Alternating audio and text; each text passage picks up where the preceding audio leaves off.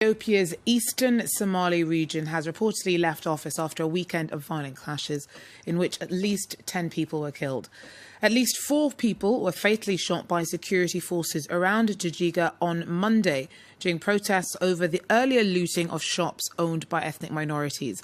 Over the last few days, thousands of people have been hiding out in Orthodox churches, and at least 2 such buildings have been burned. The unrest follows the deployment of troops to the Somali region last Friday. It's seen sporadic violence for decades, and there are concerns that the latest tensions have been stoked by regional officials at odds with central authorities. Now, Tom Gardner joins us with more. Tom, what started the clashes?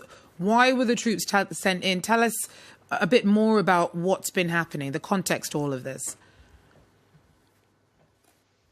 Hi. Yeah, so even by Ethiopian standards, this has been a particularly opaque conflict.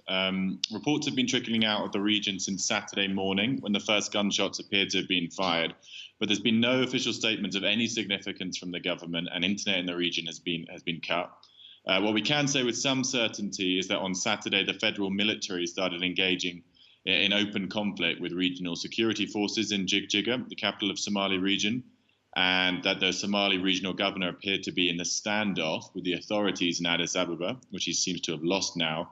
This military showdown seems to have escalated into broader ethnic clashes, with those of non-Somali ethnic origin in the city being targeted. We've heard some pretty gruesome reports of people being burnt alive and homes and shops being looted. It seems to have then spread to neighboring cities with more rounds of ethnically motivated violence.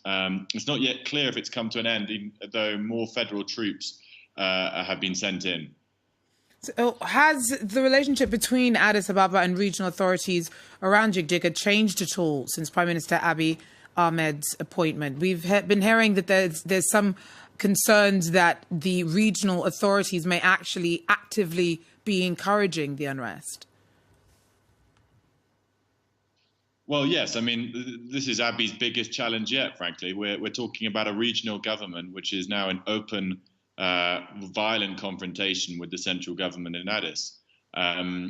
It's important to realize, though, that the Somali region is pretty unique in Ethiopia. It's the second largest region. It has a long history of instability and secessionism.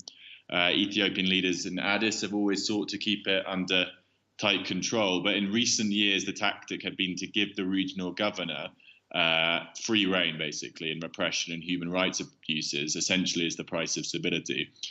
This was no longer sustainable. Abdi Ile was becoming a real liability. The region was becoming more and more unstable. He and Abiy had a bad personal relationship as well.